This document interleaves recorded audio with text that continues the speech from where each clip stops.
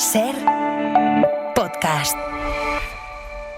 Estás escuchando el Abierto de Hoy por Hoy. Cada día analizamos las noticias más relevantes de la actualidad, las claves políticas, económicas y sociales, con las voces de los protagonistas y los distintos puntos de vista de nuestros tertulianos. Tiempo para el análisis, tiempo para el abierto. Estamos a jueves, se va terminando ya el mes de marzo y compartimos esta mesa de análisis hoy con Estefanía Molina. Muy buenos días. Muy buenos días, Ángels. Con José María Lasalle, buenos días. Buenos días. Y con Víctor Lapuente, muy buenos días. Muy buenos días, Ángels. Quiero empezar con algo que pasó ayer, luego hablaremos de la comparecencia de Pedro Sánchez, de lo que dijo, pero sobre todo lo que no dijo sobre los planes del aumento de gasto en defensa.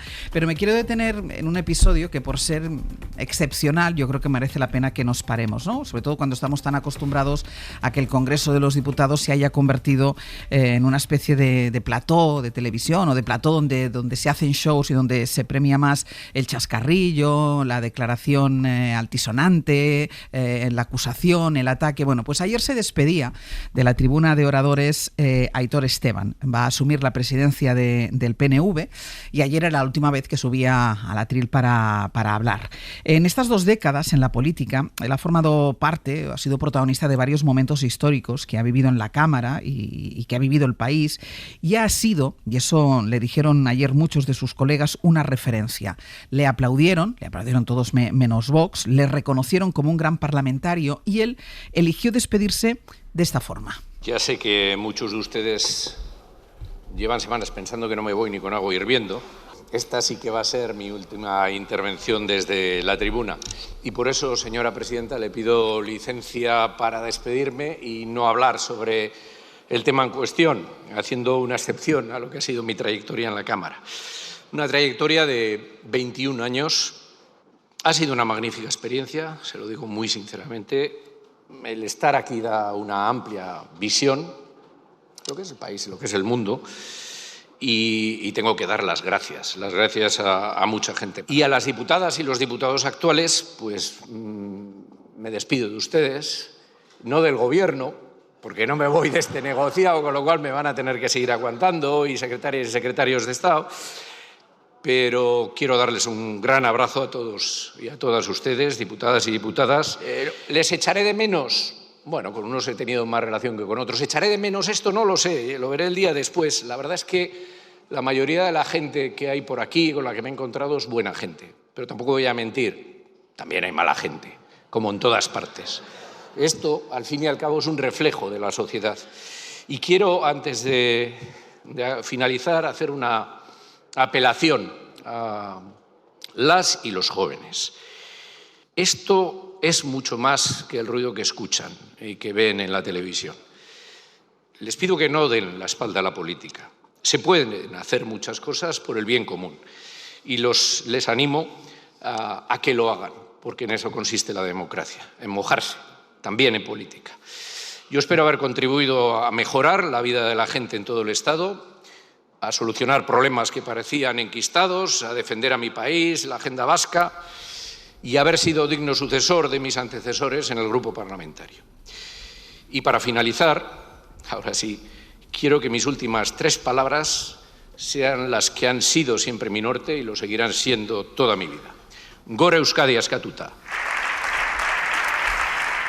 Lasalle, tú has estado ahí en esa cámara y yo ayer cuando estaba escuchando a Aitor Esteban tenía la sensación de que se iba el último mohicano, de esos parlamentarios, de los de siempre, un gran orador, un hombre con un respeto hacia la Cámara, hacia lo que hacía. Nosotros aquí lo poníamos de ejemplo muchísimas veces los miércoles en las sesiones de control al Gobierno, cuando hablaba Aitor Esteban o cuando Aitor Esteban formulaba una pregunta, era una pregunta que la gente puede pensar, ¿y ahora por qué habla de la industria? Pero era exactamente lo que hay que hacer en una sesión de control, es decir, alguien que se ceñía a lo que se hace en la Cámara. Y a mí esta despedida, bueno, me pareció importante que le aplaudieran todos, menos la ultraderecha, evidentemente, pero esta reflexión última, esto es mucho más que ruido, y se lo decía sobre todo a los jóvenes, me pareció muy interesante. Pues sí, la verdad es que con él se va alguien que ha estado en política, como reconocía en el Congreso de los Diputados, 21 años. Yo he coincidido con él en la etapa en la que estuve primero como diputado y después en el gobierno, ¿no? Y he de reconocer que siempre ha encarnado lo que para mí representa, más allá de las polémicas que en determinados momentos ha planteado, ¿no?, la política vasca, sí, lo mejor de la política vasca. Es decir, una sensatez consciente sobre cuál es la aportación que el País Vasco tiene al conjunto de la estabilidad política del país, ¿no? Y que no podemos entender desde Madrid muchas veces que la política en nuestro país se tiene que hacer teniendo en cuenta lo que pasa en un lugar tan singularmente especial como es Bilbao, y en este caso más que nunca, porque el PNV es eso, es Bilbao, pero al mismo tiempo lo que representa Barcelona en la vertiente catalana de la reflexión política. Y en esa cuadratura del círculo en la que te tienes que mover para gestionar la política española, he de reconocer que siempre ha primado más la sensatez del PNV que la sensatez de lo que tendría que haber sido su réplica también catalana. Y eso es mérito fundamentalmente de una política vasca que ha comprendido su papel y la relevancia histórica que el País Vasco ha desempeñado en España.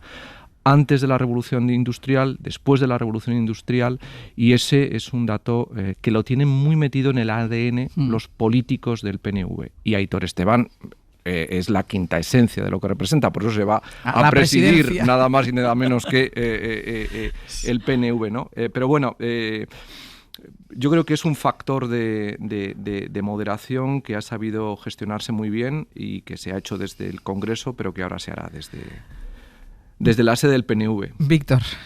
Pues bueno, espero que no sea el último mohicano, Aitor Esteban.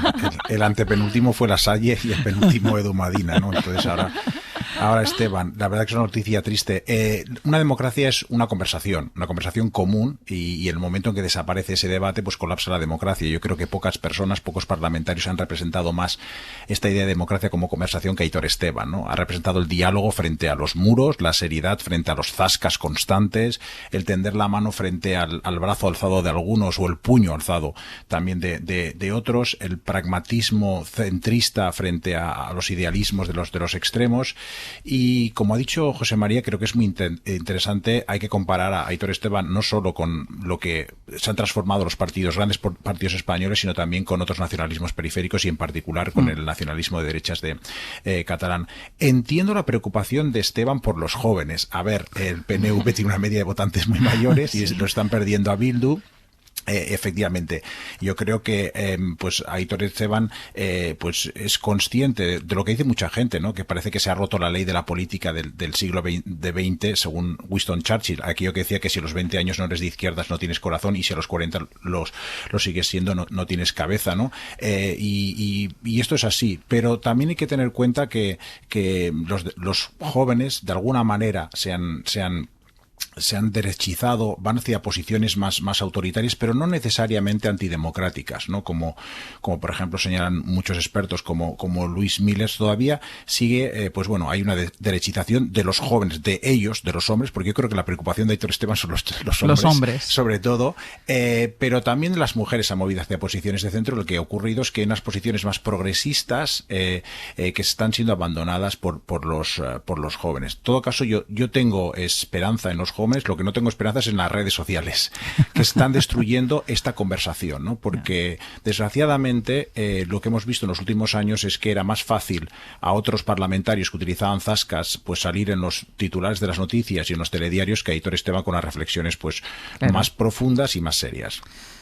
Creo que era Rubalcaba que decía que en España enterramos muy bien, ¿no? Cuando alguien se marcha o cuando alguien desaparece, fallece. Pero yo creo que en el caso de Aitor Esteban, que sigue vivo, por suerte, es merecido lo que estamos diciendo, el homenaje que le estamos rindiendo, porque Aitor Esteban impone. Es decir, el PNV es un partido que impone a la Cámara. Creo que era Gabriel Rufián, que él siempre ha tenido un tono mucho más zasca.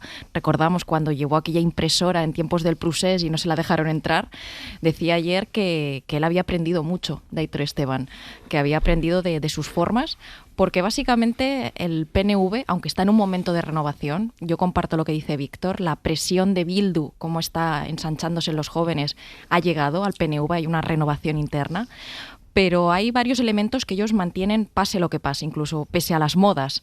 Y yo creo que uno de ellos es este ciclo en el que los diputados que están en el Congreso luego tienen cargos de responsabilidad en el gobierno, y es decir, eso nutre mucho, engrasa esa maquinaria para poder negociar con el gobierno de España, algo que los partidos independentistas catalanes también intentan aprender ahora.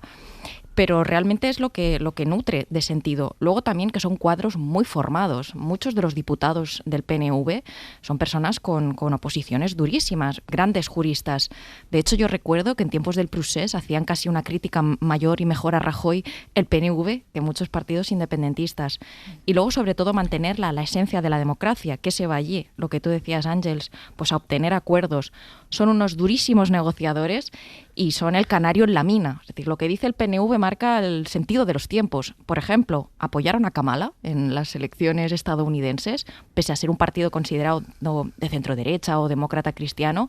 Hicieron caer a Rajoy en un momento de colapso del sistema, no tuvieron ahí problema, y se han llevado bien indistintamente con PP y PSOE. Ahora bien, últimamente se llevan bastante peor con el PP, yo creo, por responsabilidad de Miguel Tellado. Ayer le recordaba a Pedro Sánchez en la despedida lo duro que es negociar con Aitor Esteban. Y sobre Rufián, que dice que estaba aprendiendo o que había aprendido de él, yo creo que empieza a notarse, porque ayer, y luego hablaremos de ello, pero ayer, la sesión de ayer, se vio como él rompía un poco el tono de la izquierda antibelicista, antimilitarista. Tenía un tono que para mí empieza a ser un Rufián un poco desconocido. Es que hay una cosa muy interesante que siempre el PNV ha proyectado en su relato político, es que, recordando a uno de los grandes políticos conservadores británicos, Burke, en un discurso a sus electores de Bristol, les reprocha que esperen de él que vaya a defender solo sus intereses electorales. Y les recuerda que a él le eligieron para defender los intereses de la nación.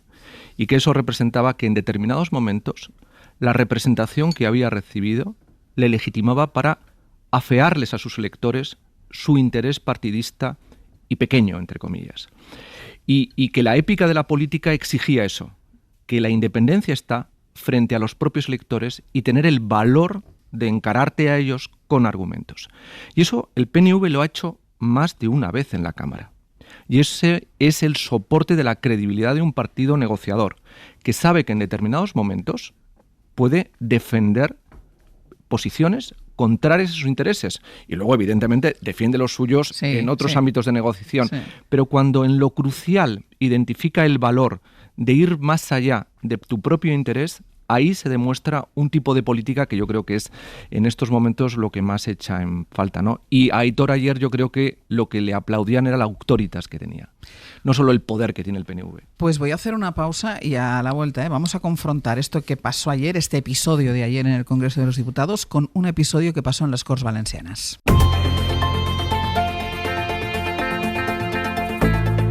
El Abierto. Ser podcast. En el Abierto, Estefanía Molina, José María Lasalle y Víctor Lapuente. Les decía que íbamos a contraponer ese episodio de la despedida y las palabras de despedida de Aitor Esteban con lo que pasó ayer en les Corts Valencianas, que había sesión de control al gobierno. No sé si recordarán, pero hace unos días la presidenta de la Comunidad de Madrid, Isabel Díaz Ayuso, hizo suyo un mote a modo de chiste para referirse a Pedro Sánchez como el galgo de Paiporta. Lo decía por aquel episodio en el municipio valenciano arrasado por la Dana, en el que el equipo de seguridad del presidente se lo llevó. Pocos días después de la Dana, cuando fueron a visitar las zonas afectadas, el equipo de seguridad se llevó al presidente después de que le agredieran y ante el riesgo de que eso continuara. Bueno, ayer hubo un diputado del Partido Popular Valenciano que quiso recoger la propuesta de Díaz Ayuso en las Corts Valencianes y hacer su propia gracia. Llamó caniche a Diana Morán y ratonera, que es otra raza de perro autóctono de esa comunidad, a la delegada del gobierno Pilar Bernabé. El diputado se llama José Ramón González de Zárate y esto es lo que dijo. ¿Pero cómo van a hablar ustedes de elecciones? ¿Quién? ¿Para intentar que gobierne señorías. Intentar que gobierne la caniche de Gandía?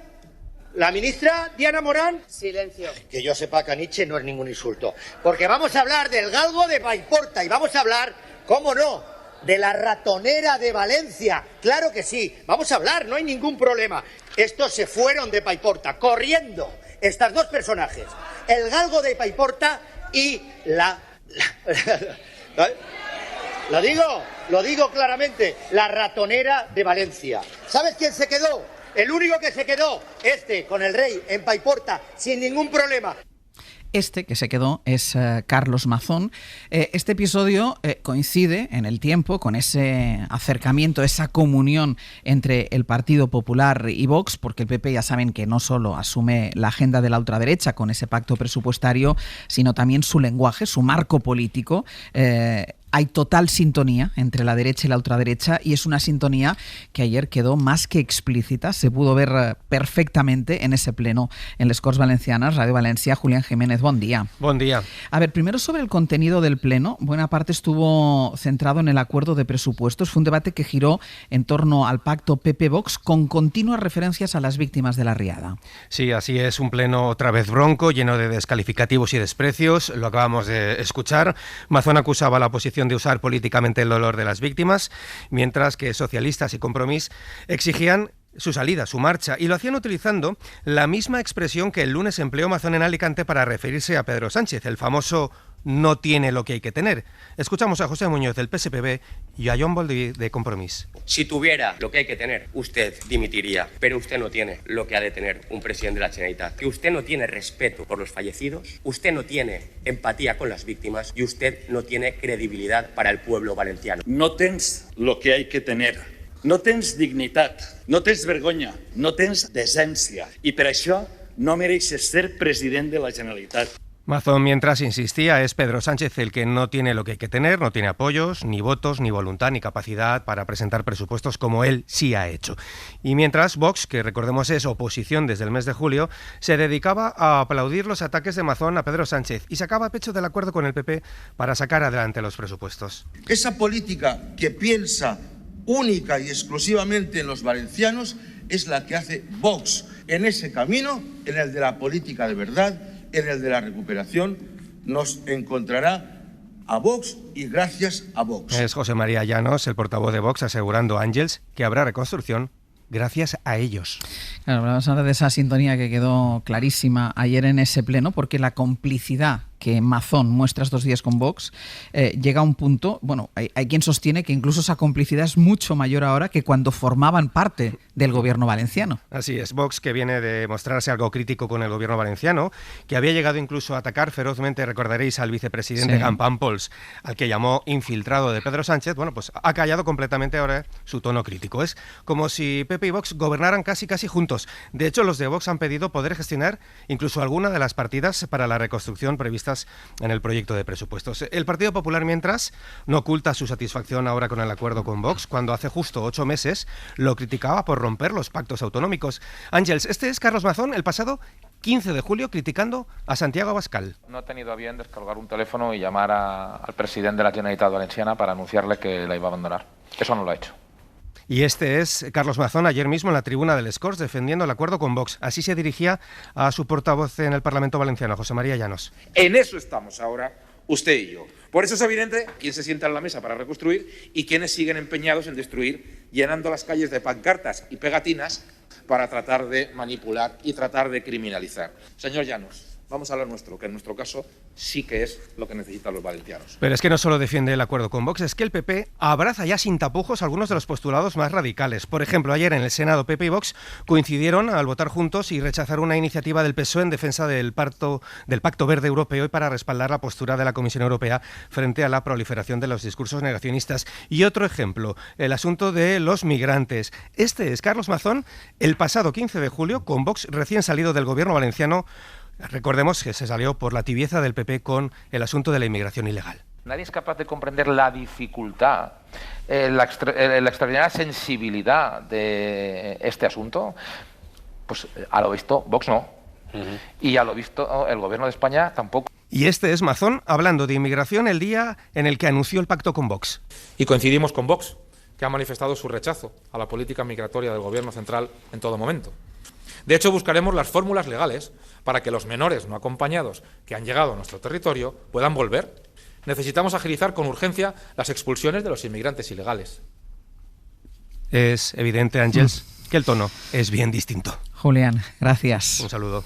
Vemos a un Mazón, Víctor, abrazado totalmente a la ultraderecha, a Vox. Vamos a lo nuestro, le llega a decir al líder de Vox en Les Corts. Hay un tercer elemento todavía, hay otro elemento, que es que Vox y el Partido Popular en esa sintonía han dejado sin representación en la mesa de Les Corts Valencianas al Partido Socialista. Había un recambio por Gabriela Bravo, que había dejado su escaño y su vicepresidencia en la mesa, y PP y Vox han evitado que la segunda fuerza en votos en la Comunidad Valenciana tenga representación en esa mesa. Es decir, que la sintonía, Víctor, ya es total y avalada, además, por Génova.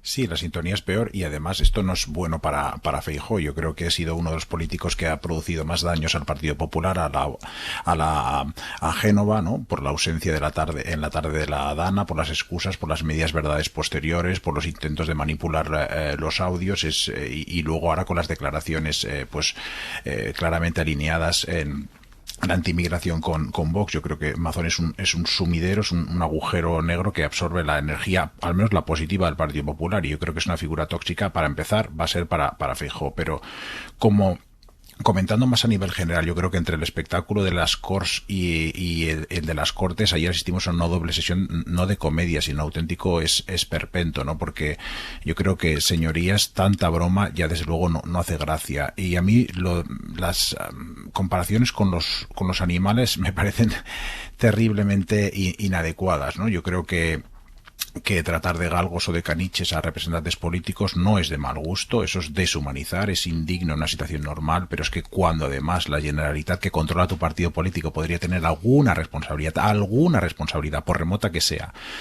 en la muerte de más de 280 personas, pues absolutamente inaceptable, ¿no? Y yo realmente lo que estamos asistiendo estos días, como dices tú ahora, a este acercamiento a Vox, es que para mí lo extraño no es que Mazón no solo no se va, sino es que su forma de hacer política, el insulto como escudo a las críticas, se está expandiendo. El problema no es tanto Mazón, sino el mazonismo que está, digamos, cubriendo como mínimo a todo el centro derecha en Valencia, y esto me parece tremendo. Estefanía. Sí, lo decíamos el otro día, Mazón se ha agarrado a Vox como una tabla de salvación. Es decir, él quiere continuar, pese a lo que es evidente que hay un clamor en las calles de Valencia, que la ciudadanía de Valencia ha protestado ya varias veces para que se vaya, pero él quiere continuar y se ha agarrado a Vox como un clavo ardiendo para seguir. Por tanto, hoy es una persona completamente maleable a los intereses de Vox. Muchos de ellos, cabe recordar que ya eran previos. El tema de la ley de la concordia, ya lo dijo Pablo Casado, ya tenía esta idea para anular las leyes de memoria histórica, hacer una ley de concordia y otras tantas cuestiones que es evidente que está en una posición de debilidad y no va a tener ningún problema en aceptar. Sobre la sesión en concreto, bueno, yo quiero recordar, y estoy de acuerdo con lo que decía Víctor, que más allá de deshumanizar, la última vez que inventaron un mote de estos caninos, que llamaron a Pedro Sánchez de Perro Sánchez o no sé qué, se le dio la vuelta y el PSOE lo convirtió en un fenómeno de masas. Es decir, aquel insulto, aquella crítica tan terrible, al final le dieron la vuelta y jugó en su contra, porque yo creo que frente a lo terrible de insultar a alguien, el humor a veces también es una forma de decir, no me has hecho daño, ¿no? Ahí te quedes tu insulto. Y en el tema de Vox también es muy curioso el giro que ha pegado. Ahora quiere entrar un poco más en la gobernabilidad, etcétera. Cabe recordar que los altavoces de la derecha han andado muy nerviosos en los últimos tiempos y le han leído la cartilla a Vox, sacando a la palestra a personalidades como Macarena Olona, Iván Espinosa de los Monteros, que ya se habían ido de la política y volvían a decir, pues bueno, que el PP y Vox se tienen que poner de acuerdo, etcétera.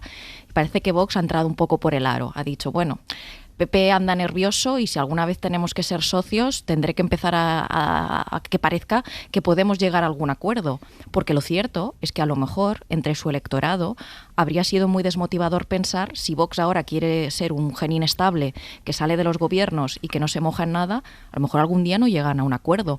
Y yo creo que esto le preocupaba a la derecha porque los altavoces de la derecha llevan insistiendo con esto, con la operación domesticar a Vox, meses ya.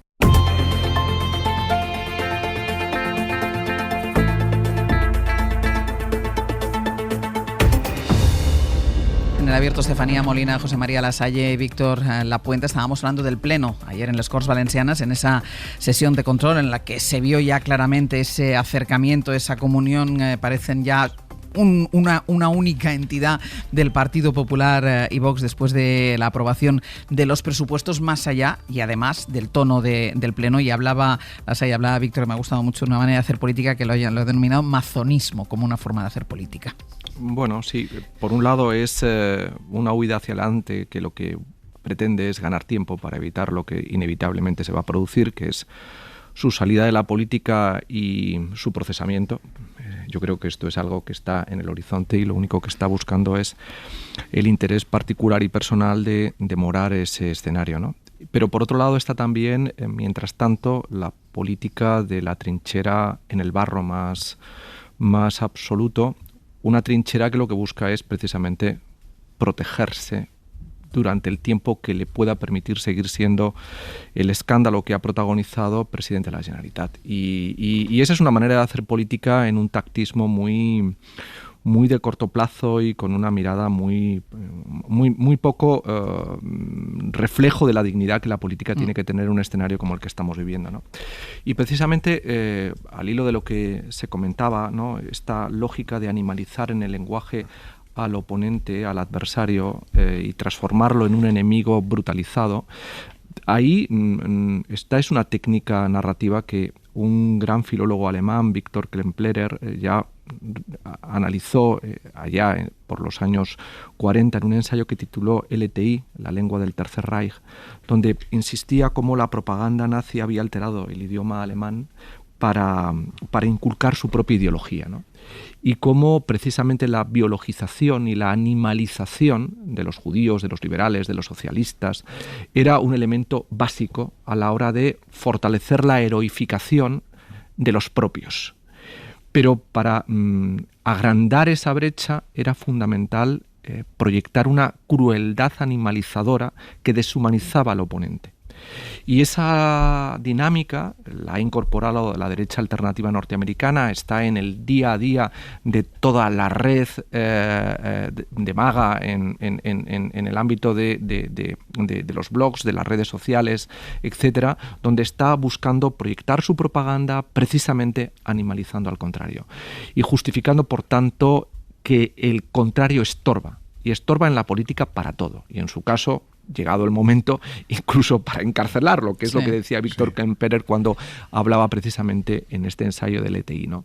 Y es preocupante que esto se esté produciendo. Hay una tendencia desde hace mucho tiempo a animalizar, biologizar la política, pero ya está alcanzando niveles que además se conectan, que esto es todavía mucho más cruel, con la caricaturización. Porque esta animalización es caricaturesca, que también Klemperer la reflejaba para hablar, por ejemplo, de los judíos, a los que Hitler mencionaba como ratas de cloaca. Es decir, hablaba de ellos en estos términos, ¿no?, para imaginarte precisamente el carácter conspirativo, oscuro, escondido, de cómo operaban. Y esa animalización caricaturizada ya significa abrazar la propaganda en el sentido más visceral y despreciable del término, ¿no? Víctor. Sí, yo quería enfatizar esto que dice José María, que me parece que es muy importante. Esta dinámica es una espiral que va escalando y los insultos son un poco como en política, como las drogas, generan adicción y cada día hay que incrementar la dosis para que haga el mismo efecto. Sí. Empezás hablando de Pedro Sánchez como un aprendiz de dictador, luego ya vas a Galgo de Paiporta y luego la próxima vez será compararlo con un insecto, ¿no? No hay manera de detenerlo esto. Y yo creo que eso ocurre en España, pero creo que está ocurriendo en Valencia porque está produciendo, al menos lo que van detectando las encuestas, casi un fenómeno opuesto al español. En España parece que las encuestas llevan ya bastante tiempo señalando pues la fortaleza del bipartidismo, pero lo que vemos ahora en Valencia es que después de la Dana, el Partido Popular de manera abrumadora pues ha caído, pero también el Partido Socialista no está ganando escaños y los que están ganando son tanto Compromís como Vox. Entonces, un poco yo creo que hay nerviosismo en los cuarteles generales tanto del Partido Socialista y del Partido Popular para adoptar con esta idea de adoptar un lenguaje extremo, sobre todo lo aplica al Partido Popular, pero bueno, tampoco el Partido Socialista está haciendo una política muy constructiva y la idea de aplicar insultos para intentar ganar esos votos, ¿no? Porque ellos interpretan, yo creo, que si no los votos se van a ir hacia los partidos radicales. Con lo cual yo creo Valencia lo veo todavía más negro el horizonte que España en general. Sí, al hilo de la reflexión que habría Lasalle sobre el tema del lenguaje, me parece muy importante porque al final es una serie de elementos, de símbolos que están generando sentimiento de pertenencia y de comunidad, porque luego esto es el chascarrillo que se utiliza en las redes de ultraderecha entre la gente joven para aludir a estos políticos. Hay una especie de semántica compartida, de guiños comunes que hacen entre ellos, y quiero recordar que este tipo de lenguaje también lo padeció Pablo Iglesias en su momento y la propia Yolanda Díaz prácticamente cada día. Entonces, vemos que en esto el flujo va de la derecha y la ultraderecha hacia los políticos de izquierdas todo el tiempo, este lenguaje animalizador e insultante. Y decía yo lo de los referentes y el sentimiento de pertenencia, porque algo que está cohesionando bastante las redes de ultraderecha ya es eso. Es decir, se ha reflexionado mucho sobre por qué Vox había decidido borrarse últimamente del mapa, por un lado, porque si salías de los gobiernos no asumes responsabilidad, por tanto, la gente que te vota es el voto rechazo de la derecha. La gente puede pensar que eres proteccionista, liberal, lo que tú seas, porque es su voto de protesta, y si no te defines, pues mejor lo vehiculan en esa protesta. Pero luego también porque ni siquiera hacía falta hoy que la ultraderecha tenga presencia. Hoy en día la gente joven que lo apoya, lo estamos viendo, ya tienen referentes internacionales, ya tienen unas redes comunes donde ellos tienen estos imaginarios, estos símbolos, esta semántica que genera, y esto todavía es un salto cualitativo, que cuando tú te sientes parte de algo, hay un sentimiento de pertenencia, como en este caso el tema de la ultraderecha, ni siquiera necesitas comulgar con todo el ideario. Y esto es muy importante. El sentimiento de pertenencia hace que, por ejemplo, si en tu grupo de pertenencia alguien suelta un comentario homófobo, como tú sientes que es de los tuyos, te une más la pertenencia que el hecho de que tú objetivamente o racionalmente pienses, yo no soy homófobo. Entonces, pero eso te hace como ser condescendiente con tu grupo de pertenencia. Y cuidado que esto se está dando mucho, yo lo veo mucho en los círculos de gente joven de ultraderecha. O si alguien suelta comentarios racistas, en vez de pararte y pensar, yo no soy una persona racista, pues igual le ríes la gracia. Entonces, lo que parece siendo algo completamente banal, un chascarrillo, jaja, tiene unas profundas ramificaciones. El lenguaje genera imaginarios y pertenencia. Voy a hacer una pausa y a la vuelta vamos a otro pleno. El pleno de ayer en el Congreso de los Diputados, en el que el presidente del Gobierno tenía que exponer en qué iba a consistir ese aumento del gasto en defensa, de dónde, cómo, cuándo. Todo de preguntas que quedaron sin respuesta, pero sí se evidenció, en cualquier caso, la soledad del Partido Socialista en esto. En el análisis, Estefanía Molina, José María Lasalle y Víctor Lapuente. Vamos con el pleno de ayer en el Congreso de los Diputados, una sesión a la que el presidente del Gobierno acudía a exponer lo que definió como una situación extraordinaria y a palpar lo que tiene alrededor, que es las posibilidades de entenderse con alguien en el Congreso. Guillermo Lerma, buenos días. Hola de nuevo, Ángels. Y la verdad es que de eso no encontró mucho, por no decir que no encontró nada. Hizo Pedro Sánchez un discurso con pocos datos concretos sobre el plan. Intentó explicar por qué es necesario un plan, pero sin bajar al detalle. Y lo que se encontró como respuesta fue a un Partido Popular cerrado y a una izquierda que la verdad es que se esperaba más dura, pero que tampoco está cerca de darle su apoyo. Sí, el debate dejó claro, por un lado, que a pesar de que son PSOE y PP quienes tienen posiciones más coincidentes sobre cómo debe reaccionar España a ese nuevo orden internacional, a pesar de eso, no hay margen alguno de acuerdo entre Sánchez y Feijóo. Ambos hablaron de la necesidad de poner en marcha un plan nacional de defensa y seguridad, de cumplir con el incremento del gasto que reclaman Europa y la OTAN, pero Feijóo pidió concreción y lo cierto es que tras 6 horas de debate el presidente salió del Congreso sin dar plazos o cifras concretas. Sánchez asegura que no puede hacerlo todavía y que los países que están hablando del 3 o del 5% del PIB especulan. En la Moncloa lo que defienden es que ayer tocaba trasladar a la Cámara la importancia del momento. Debemos superar el bloqueo de la melancolía, por muy descorazonadora que sea. Ya no podemos asumir que nos van a proteger nuestros cielos, nuestras infraestructuras o nuestras fronteras. Tendremos que hacerlo nosotros. Y defienden que Sánchez lo hizo con realismo, intentó aplacar las críticas de la derecha dejando claro que llevará al Parlamento lo que necesite del aval del Parlamento y las de los socios, reiterando la idea de que el incremento del gasto en defensa no supondrá un recorte del estado del bienestar, un guiño a esos partidos de izquierdas que dejaron clara su posición, una posición reacia al discurso militarista.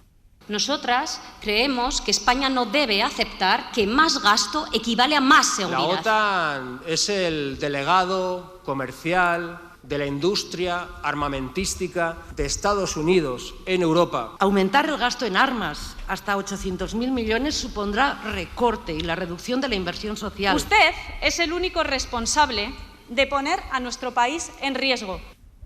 Podemos fue el grupo de los socios de investidura que más elevó el tono contra el gobierno. El resto dieron margen para la negociación, un margen que el gobierno demanda, aunque sí que pidieron a Sánchez que presente los presupuestos generales del Estado. En esto, algunos socios coincidieron con el PP. Sánchez dejó claro que para él no es un problema la prórroga. Nosotros somos los primeros que queremos actualizar los presupuestos generales del Estado.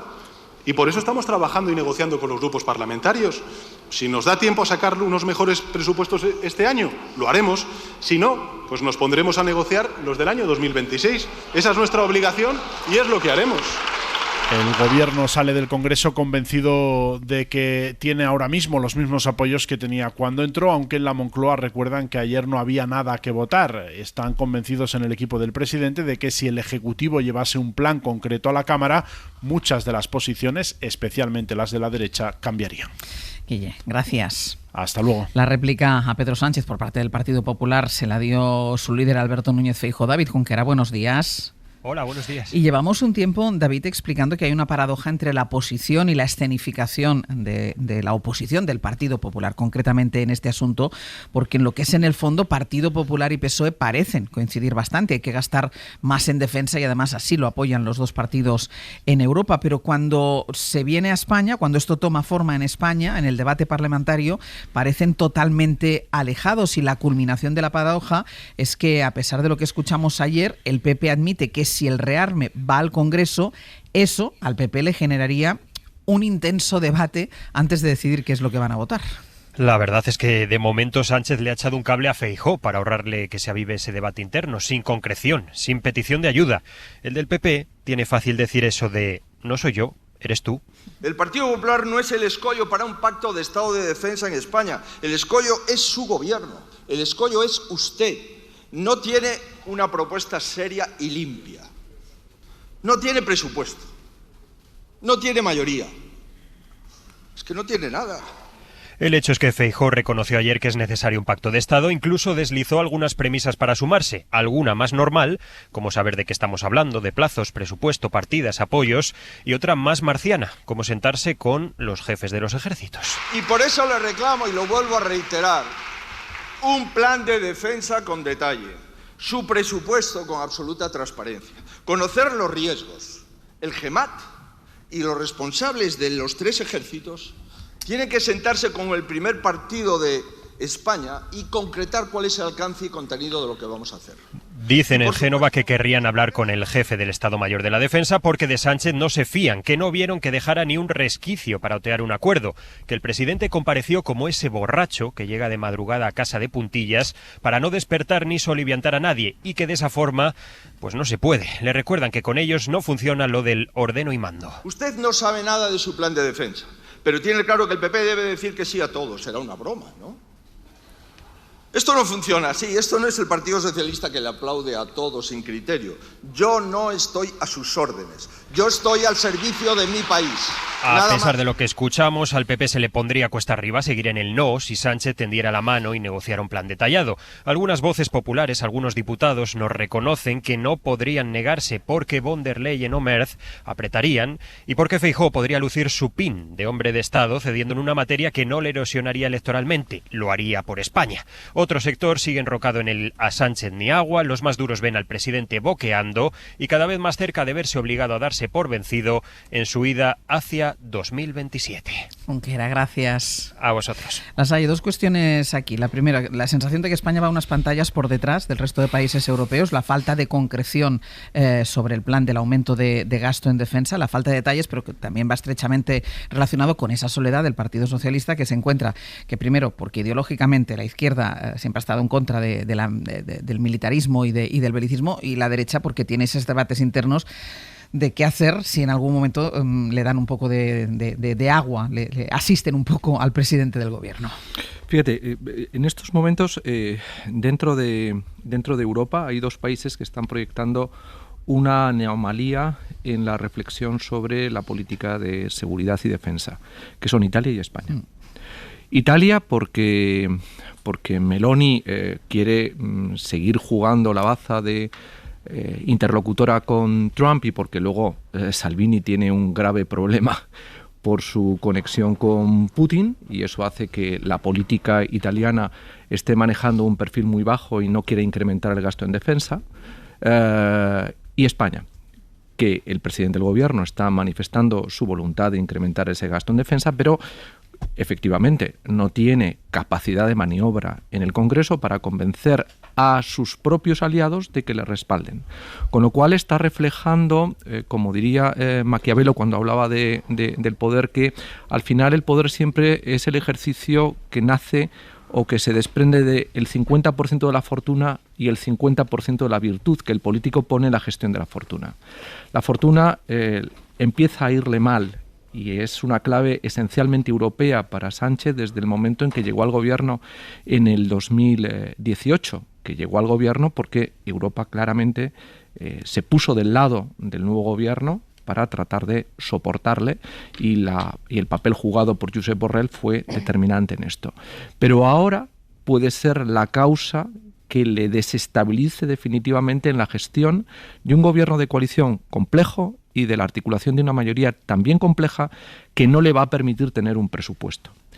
Y esa anomalía que distorsiona claramente la posición de España, que es importantísima porque somos la retaguardia desde la cual se puede gestionar logísticamente buena parte de las capacidades militares que a lo mejor Europa necesita en Moldavia o necesita en Estonia, es un tema inquietante para Bruselas. Bruselas, con una presidenta von der Leyen, con quien tiene una relación magnífica el presidente del gobierno, pero que sin embargo ahora ya no depende de Manfred Weber, sino de Friedrich Merz para estar en el puesto que está.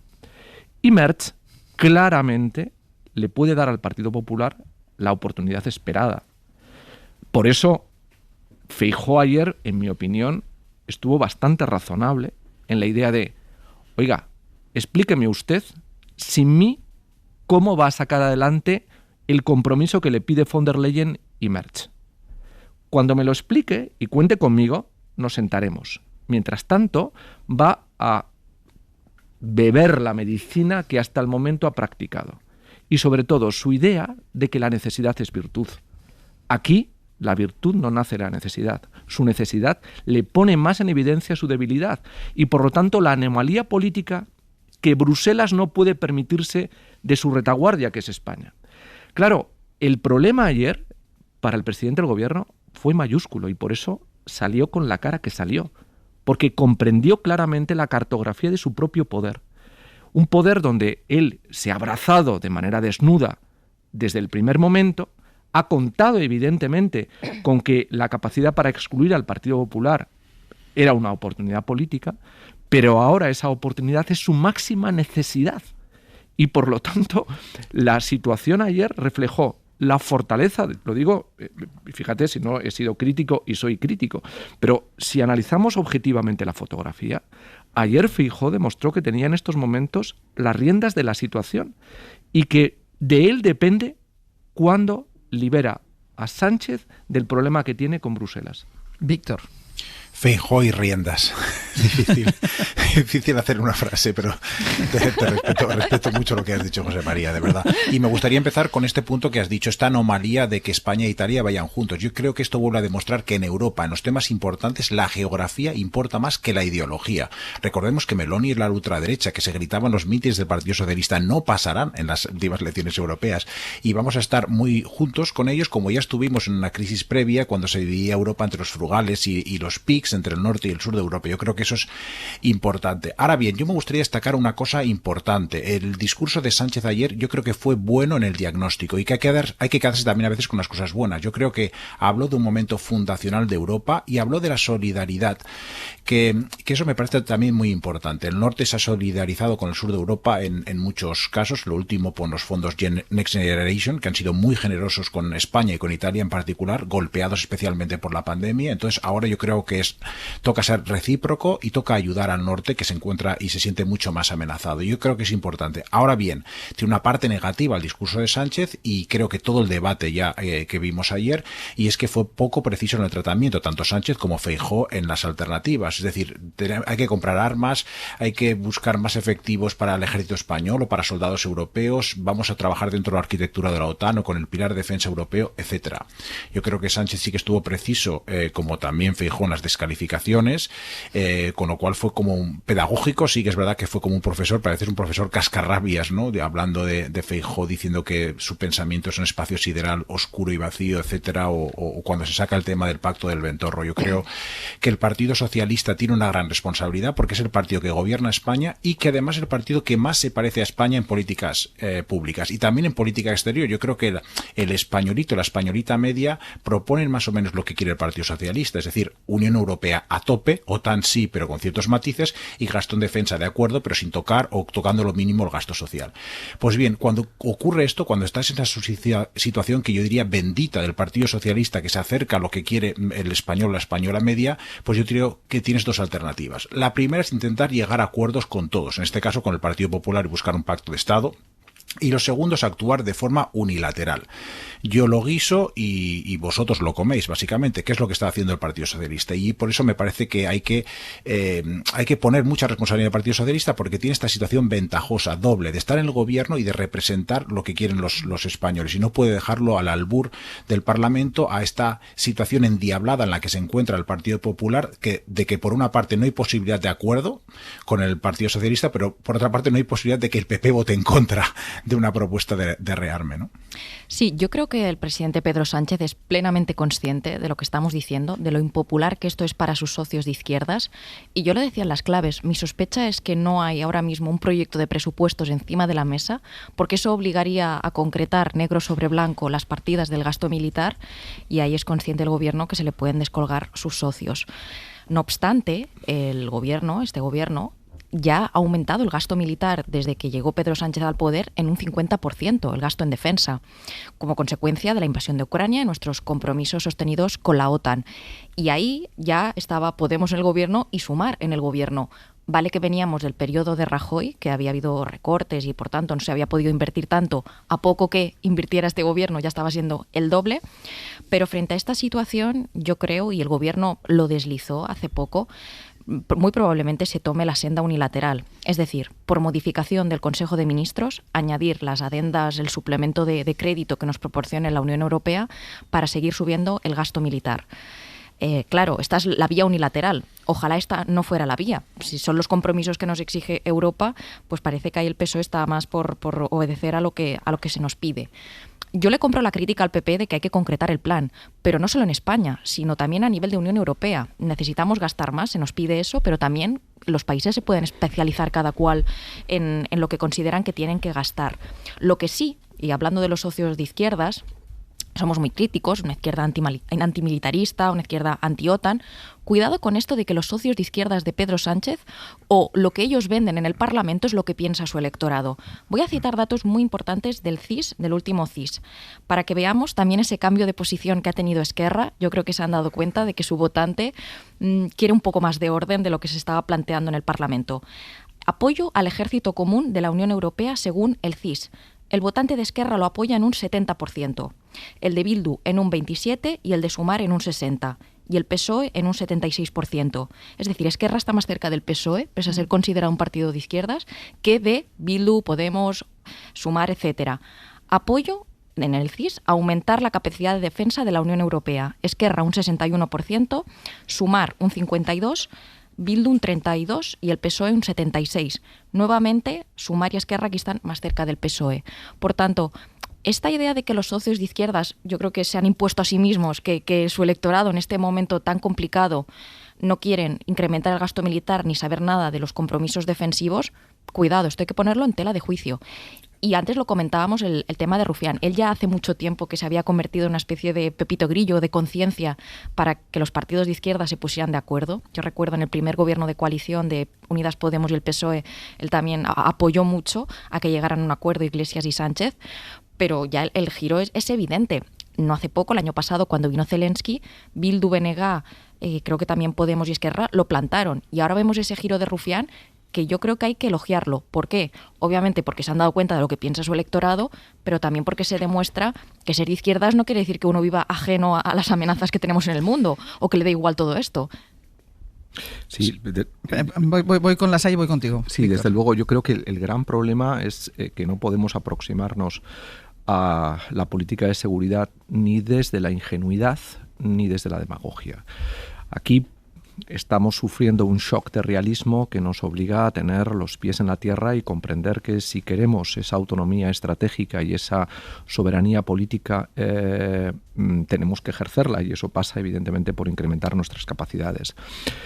Es verdad que hace falta también hacer un esfuerzo de coordinación en la política de defensa europea, y ese esfuerzo de coordinación no nace exclusivamente de ir tirando de partidas de inejecución presupuestaria, haciendo un montoncito y incrementando el gasto en defensa o acudiendo a la deuda.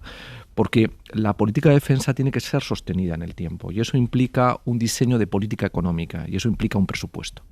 Es decir, si España quiere fortalecer su posición, tiene que incrementar su gasto, pero asociarlo también a su industria de armamentos.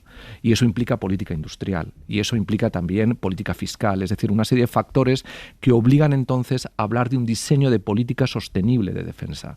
Y para eso necesitamos un presupuesto. Y es ahí donde empieza a, de alguna manera, proyectar su anomalía España, porque tiene un gobierno que renuncia al presupuesto hoy porque no tiene la estabilidad suficiente, más allá de no querer que el Partido Popular gobierne.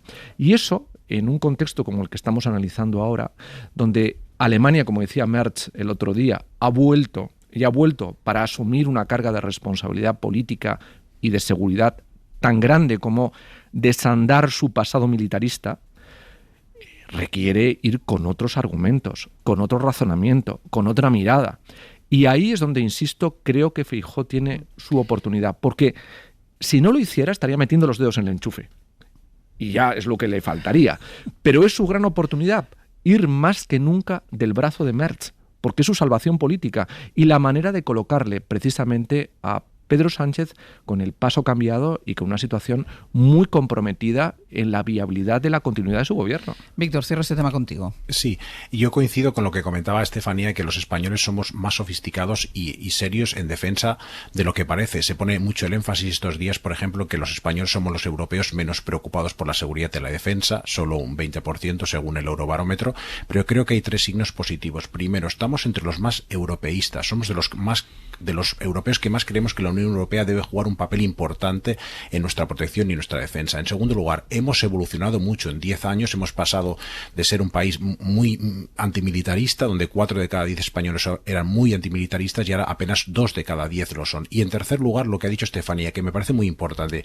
Creo que hay mucha mofa sobre un grupo de españoles muy despreciados en asuntos de defensa, que son los votantes de izquierda, los votantes a la izquierda del Partido Socialista. Se dice que llevan la pancarta contra la OTAN de los años 80, que se han quedado en el mundo antes de la caída del muro de Berlín, y eso es falso. Yo creo que la gente de izquierdas en general y en particular de Sumar son bastante mucho más sofisticados. Se dice, bueno, es que solo un 12% de los votantes de Sumar están a favor de aumentar el gasto en defensa, por el contrario, pues un 70% a lo mejor los del PP o incluso los del Partido Socialista. Pero se olvidan que luego, cuando vas mirando un poco, rascando las encuestas, te das cuenta de que la mayoría de los ciudadanos de Sumar, mucho más que los votantes, por ejemplo, de Vox, están de acuerdo que Ucrania debe pertenecer a la OTAN, debe pertenecer a la Unión Europea y no debe hacer cesiones en el territorio. Están madurando muy en línea con Gabriel Rufián. O sea, Gabriel Rufián no solo es un pionero, sino que yo creo que va siguiendo una tendencia en una izquierda que es mucho más sofisticada y mucho más seria de lo que parece. Este debate que se está teniendo aquí, con algunas pantallas más avanzadas, se está teniendo en toda Europa, también en el Reino Unido, que estos días ha anunciado una inversión de 2.600 millones de euros. Pero si aquí Pedro Sánchez insiste una y otra vez que un aumento en el gasto en defensa no tiene que ir en detrimento del gasto social, en el Reino Unido no es así, porque el gobierno laborista reconoce que para cuadrar las cuentas tiene que hacer recortes masivos en ayudas sociales, unos 6.000 millones de euros. Corresponsal en Londres, Lucas Font, buenos días. Hola, buenos días, Ángel. Lo ha confirmado este miércoles la ministra del Partido Laborista, que reconoce que 250.000 personas pueden acabar en la pobreza. Para compensar se van a aprobar nuevos planes sociales, pero evidentemente las ONGs avisan de que esto no va a ser suficiente. Sí, son, como dices, cerca de 6.000 millones de euros los que el gobierno laborista quiere ahorrar con este recorte en las prestaciones sociales, especialmente en las ayudas para las personas con enfermedades de larga duración o con algún tipo de discapacidad que actualmente están fuera del mercado laboral. A cambio, la ministra de Economía ha anunciado aumentos en otro tipo de prestaciones, aunque no serán suficientes para compensar el recorte, y también programas para ayudar a los trabajadores inactivos a encontrar empleo.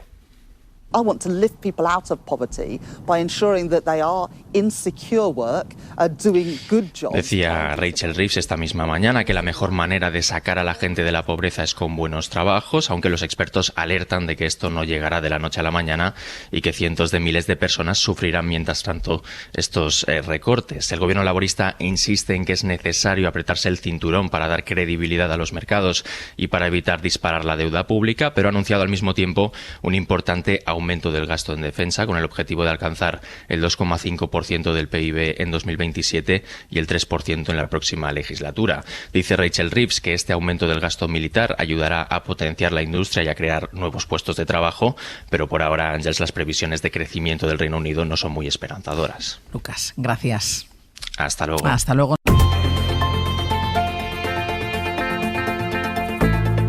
El Abierto. Ser podcast. En El Abierto, Estefanía Molina, José María Lasalle y Víctor Lapuente. Donald Trump anunció anoche aranceles del 25% a todos los coches extranjeros. Aranceles que entrarán en vigor el 2 de abril y que se cobrarán a partir del día 3 y cuyo anuncio se ha adelantado una semana, coincidiendo con el escándalo del Signal Gate que rodea a la Casa Blanca. Javier Ruizola de nuevo. Hola, Ángels, ¿qué tal? Vamos con lo práctico, Javier. ¿Cómo van a afectarnos? ¿Qué significan estos aranceles para los consumidores y para los fabricantes aquí en Europa? Pues para los consumidores esto significa coches más caros. Tan sencillo como esto, no hay otra forma de contarlo. Los que Europa vende allí, en Estados Unidos, se van a encarecer entre 3.000 y 12.000 euros por vehículo. Pero es que la Unión Europea ha dicho, muy bien, usted nos encarece los coches que nosotros le vendemos, los que usted nos vende a nosotros también los vamos a encarecer. Así que lo que tenemos son coches europeos más caros allí y coches americanos más caros aquí. Esto es lo primero, los consumidores vamos a pagar más. Lo primero que esto significa es, somos más pobres. Desde esta noche, Donald Trump acaba de encarecer los vehículos, los coches. Y estos son coches, camiones y componentes. Esto para consumidores. Pero esto es sobre todo un golpe letal a la industria europea, porque al hacerlo más caro se nos cierra uno de nuestros grandes mercados, y Estados Unidos es uno de nuestros grandes mercados. En unidades, la Unión Europea exporta a Estados Unidos el 16% de los coches que fabrica. Ángels, vendemos allí 750.000 coches al año. Es nuestro segundo mayor mercado en unidades, solo por detrás de Reino Unido, pero es que en dinero es el primero. 1 de cada 4 euros que vende la industria del automóvil lo vende en Estados Unidos. Son 38.500 millones de euros, con Mercedes, Porsche, BMW como las marcas especialmente afectadas. Alemania es el país más tocado en esto, es el gran productor de automóviles. España apenas exporta a Estados Unidos, así que el golpe es menor, pero en cualquier caso esto es una debacle para consumidores primero e industria después. Dice para España el golpe es menor. ¿Cómo afecta esto a nuestros fabricantes? Claro, es menor porque España no exporta coches a Estados Unidos. El 93% de lo que nosotros vendemos fuera se va a Europa. Se va fundamentalmente a Francia, Alemania y Reino Unido. De hecho, España ha ido menguando. Las ventas en América cayeron un 44% el último año. Pero esto es el presente. Nosotros sí teníamos planes de futuro, de vender allí. SEAT y Cupra, sobre todo Cupra, tenían estrategia de ampliar ventas en Estados Unidos. Así que esto no nos duele hoy, pero esto a España también le duele mañana. Y el miedo es que esto afecte aquí a contratación y a empleo. Decíamos a las 9 que esto ya estaba costando dinero a los fabricantes, porque ya empezábamos a conocer lo que estaba pasando con la bolsa. A esta hora es una sangría. una sangría, en fin, Ángels, no hay una sangría semejante en la industria del automóvil desde que uno recuerda.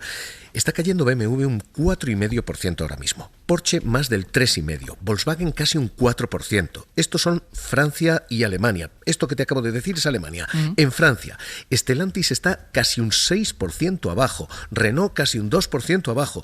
Esto es lo que está pasando ahora mismo. Son 10.000 millones los que se evaporan aquí en Europa solamente con este anuncio en bolsa.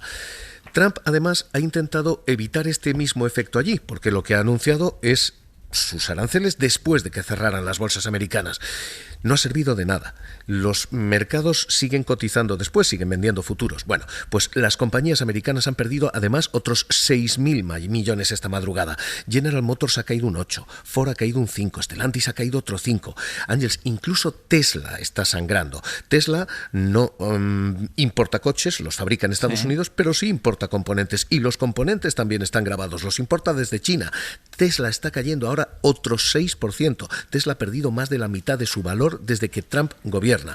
En fin, lo que ha pasado esta noche es gravísimo para todos, gravísimo para la industria y gravísimo para el consumidor. Vamos a pagar más y se va a producir menos. Javier, gracias. Un abrazo. Hablaba Javier Ruiz del anuncio de estos aranceles coincidiendo con el Signal Gate. En Estados Unidos, la Casa Blanca sigue negando cualquier brecha de seguridad cuando incluyeron a un periodista en un chat de altos cargos, entre ellos el vicepresidente del país o el secretario de Defensa. Dicen que que tampoco se discutió nada sensible en ese chat, que hablaba del ataque a los hutíes en Yemen. Corresponsal en Washington, Sara Canals, buenos días. Buenos días, Ángels. Lo niegan a pesar de que el periodista que estaba en ese chat, el periodista de The Atlantic, ha aportado nuevos datos que contradicen a la Casa Blanca y los demócratas siguen pidiendo una investigación. Exacto. Ni el mensaje con las horas concretas o el tipo de armas utilizadas, difundidos en Signal por el jefe del Pentágono, han alterado la postura de la Casa Blanca. Donald Trump ayer denunciaba una caza de brujas. Look, it's all a witch hunt. Aseguraba que Signal puede ser una plataforma defectuosa. I don't know that Signal works. I think Signal could be defective, to be honest with you. Pero en cualquier momento responsabiliza a su equipo por utilizarla para abordar material confidencial. Y es más, su portavoz Caroline Leavitt, en una intensa rueda de prensa ayer en la Casa Blanca, negaba por activa y por pasiva que estos detalles sean información clasificada. Ella, en cambio, prefiere hablar. I would characterize this messaging thread as a policy discussion, a sensitive policy discussion, surely. De una conversación sobre cuestiones sensibles entre altos cargos. Sí cargó duramente contra el periodista de The Atlantic, Jeffrey Goldberg, llamándole Trump hater, arremetiendo incluso contra su mujer y con los medios liberales en general. Y en todo este intento de capear el escándalo, ayer también entró en juego Elon Musk. Elon Musk has offered to put his technical experts on this to figure out how this number was inadvertently added to the chat. Que asegura el gobierno que ayudará a investigar cómo el periodista tuvo acceso a ese grupo, porque la Casa Blanca sigue negando que el asesor en cuestión lo agregara por un error humano. La crisis, sin embargo, está lejos de desaparecer porque ayer, por primera vez, un pequeño grupo de senadores republicanos se mostraron críticos con el gobierno y algunos incluso se sumaron a los demócratas en su petición de que se abra una investigación en el Congreso para esclarecer lo ocurrido. Sara, gracias. A vosotros. Esa auténtica aurora boreal. No nos da tiempo a comentarlo. Víctor, sé que te mueres de ganas, pero no nos da tiempo. Que sea Elon Musk, además, quien se vaya a encargar o forme parte del equipo que va a investigar qué es exactamente lo que ha pasado. Y lo que pasó es que se incluyó a un periodista en un chat en el que se hablaba de un ataque militar.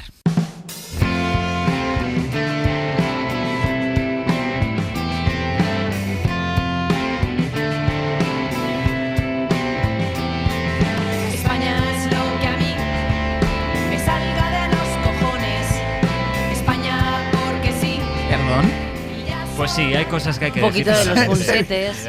A ver, que esto es una opinión. Que esto es el final del abierto. Bueno, el abierto que es una suma de opiniones, ¿no? Pues esto es una opinión como cualquier otra. Tienen aquí ustedes España es lo que a mí me sale de los cojones. Vale. Iba a decir Pepe Rubio, no, que hoy no ha venido. Ana Usler, Sergio Castro, pero buenos si quieres días. algo de Pepe Rubio. No, haz de ti misma. Venga, vamos. Vamos a arrancar con los ministros de Ciencia y Tecnología que ya están por aquí. No sabemos si hay que escribirles muy bien ya por WhatsApp, por Signal, nos lo explicarán ahora, qué es esta y cómo es esta nueva herramienta de mensajería. También nos van a hablar del rebrote de la tuberculosis, con 34 casos, por ejemplo, en la ciudad de Orense, y también del plan europeo de traer ahora en la era Trump a científicos estadounidenses a trabajar a Europa. Como siempre, tienen mucha plancha y lo vamos a entender todo. Venga, ellos se encargan de explicar aquello que muchas veces nosotros no entendemos. Veremos. Hace 2 años, Malena Alterio ganó el Goya a la mejor actriz. Entonces, seguramente pensó que era lo mejor que le podía ocurrir. No. Error, porque hoy, 27 de marzo de 2025, va a ingresar en el prestigioso y exclusivo club de los amigos alegres de Hoy por Hoy. Creo que está también su hermano. Pero como hay tanta gente, tampoco me acuerdo bien. Yo creo que está su hermano también en este club de amigos. Bueno, yo creo que no, ¿eh? Pues es que a lo mejor no, ¿eh? No, yo creo que su hermano no está en este club. Eso hay que repararlo. Hay que darle cita. Es un gran actor. No, pero a lo mejor no es amigo de Luis, su hermano. Eso es imposible. Bueno, no lo sé. Dale tiempo a Luis. No lo sé, no lo Aquello sé. de los amigos de mis amigos. Son mis amigos. Los hermanos de mis amigos son mis amigos, sería el caso. Sí, podría ser. Bueno, en clase de lengua con la Pons es el final de mes, así que toca el látigo del mes de marzo, todas aquellas veces en las que hemos hecho un uso abusivo e incorrecto del lenguaje. Y ahora que caigo, claro, el hermano de Malena sale en una de las 2 series de las que habla Javier Ocaña hoy. ¿Ah, sí? Sí, en Su Majestad. Tiene mucha chicha hoy el cine antes de la gastronomía, porque hablamos de dos series ya voy corriendo. sobre nuestra monarquía, Su Majestad y La vida breve. Vale. Una nos trae a la actualidad, a una reina de España, y otra nos lleva al reinado más breve de nuestra historia. Y las dos son muy atrevidas y muy bien hechas. Hablaremos de ellas con Javier Ocaña. Y cerraremos con la gran Ainhoa Aguirregoitia en Al Dente. Hoy cocina de producto, ya saben, aquellos platos en los que la materia prima está en el centro de todo y la meta es respetar y fomentar sus sabores originales. Qué bien te has preparado. Esto lo he leído en internet. Tampoco tiene más mérito. Está muy bien escrito. Está muy bien escrito. Está muy bien escrito. Quien quiera que lo haya hecho, felicidades, porque es Cuidado, impecable. porque ahora la sección tiene unas elevadas expectativas. No, claro, después de esto, Claro, vamos a ver qué pasa. ¿Cómo Estefanía Molina, José María Lasalle, Víctor Lapuente, hasta la semana que viene. Muchas gracias. Adiós. Para no perderte ningún episodio, síguenos en la aplicación o la web de la SER, Podium Podcast o tu plataforma de audio favorita.